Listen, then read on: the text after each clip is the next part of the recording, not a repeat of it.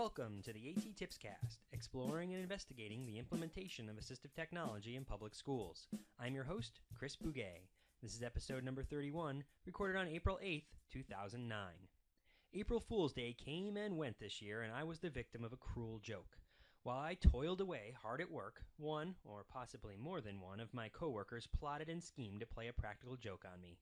At the end of the grueling day, thinking I escaped April 1st unscathed, I opened my bag to get my keys, only to find my bag filled with packing peanuts.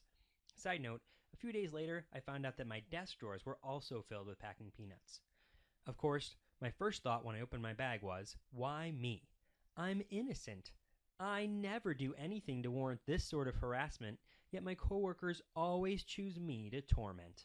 In fact, there was even this one time when I got hit in the face with a pie. An actual pie in the face. You can see pictures of that little event over at the blog site A.T.TIPSCAST.wordpress.com. So, there I was, digging through my bag filled with packing peanuts, when it occurred to me that maybe my coworkers weren't being cruel at all. In fact, maybe they were just trying to inspire me. Inspire me to share A.T.TIP number 43, Packing Peanuts.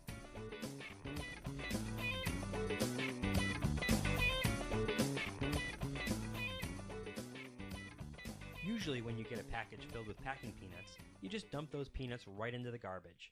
Not only is this wasteful, but it's bad for the environment too. Packing peanuts have many uses to help struggling students beyond just their primary purpose of keeping things safe during shipping. Here are just a few. 1. Beanbag fillers. Many different types of classrooms, kindergarten, autism, severe and profound, preschool, and the list goes on, use beanbag chairs. Maybe the beanbag chairs are used in the reading area, or maybe they're in a chill-out area for when a student needs a break. However they're being used, over time these beanbag chairs lose their mojo. Their stuffing just seems to disappear.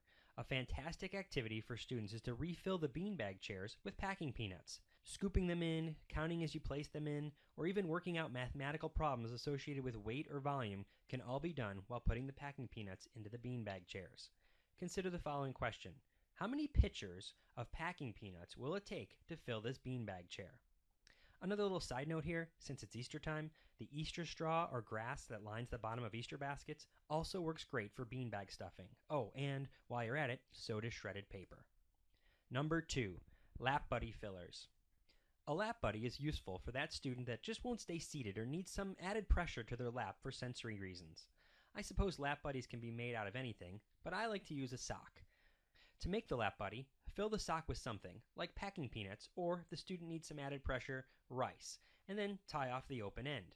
Of course, a lap buddy filled with packing peanuts is going to be much lighter than the lap buddy filled with rice, but it also won't hurt as much if that student starts swinging it around. Students can paint or decorate their lap buddy to make it their own. Students can then just hold the lap buddy on their lap during activities where they're required to sit. Yet another side note, the Easter straw and shredded paper might work here too. Number 3, page fluffers. For students who have trouble turning the pages of a book, packing peanuts can be glued, velcroed, or otherwise fastened to the pages of a book as page turners or fluffers. The peanuts can be used as buffers between pages so fingers can slide between the pages, or the peanuts can be used for students to grab onto to turn the pages. Number 4, writing implement grippers. Okay, now my OT friends, don't get mad at me for this one, and if you have any comments about what I'm about to say next, please share them over at the blog site A.T.TIPSCAST.wordpress.com. But by taking a pencil, pen, or other writing implement and pushing it through a packing peanut, you create a thicker surface for which one can grab the writing utensil. Think of the packing peanut as a pencil grip. Number 5, visual backers.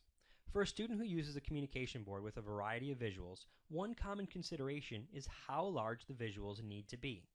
The rule of thumb is to make the visual as small as possible so it can still be seen, targeted, then gripped by the student. For some students, grabbing visuals from a flat surface or even grabbing visuals with Velcro backing is kind of difficult. Placing a packing peanut under each visual helps to create some depth and makes it easier for some students to grip. I could go on and on with other ideas of how to use packing peanuts, like as paintbrushes, or filling an entire kiddie pool with them so it's kind of like a sensory area, or using them as borders for art projects. There's so many ideas, but I'd like to hear about ideas that you have.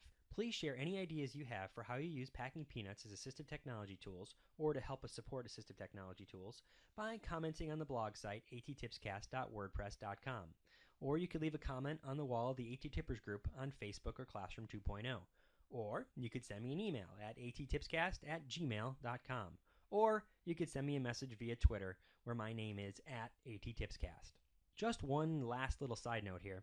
If you're asking yourself, come on, are packing peanuts really assistive technology? My response is yes. If packing peanuts are used to increase, maintain, or improve functional capabilities of a child with a disability, then yes indeed, packing peanuts are most definitely assistive technology. I've just got a few quick announcements before I wrap up this episode. First, I'll be presenting on the topic of alternative professional development for the Maryland Assistive Technology Network, or MATN, on May 7th, 2009. I got a link to that conference for more information over at AT.TIPSCAST.wordpress.com.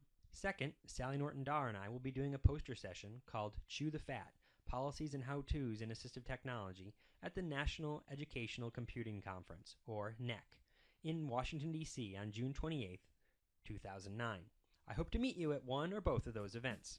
Third, and finally, I have a message for all my coworkers. You won't know when, you won't know where, but someday, when you least suspect it, revenge will be mine.